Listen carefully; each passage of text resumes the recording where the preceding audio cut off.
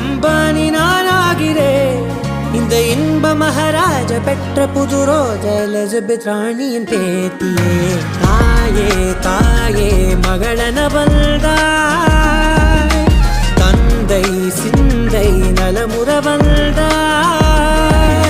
நீயே லோகம் என்று ஆனாய் பெண்ணே, என்னை ஆளும் தெய்வம் நீதான் கண்ணே.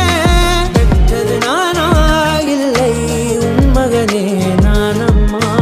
தாயே தாயே மகளன வந்தாய், தந்தை சிந்தை நலமுற வந்தாய்.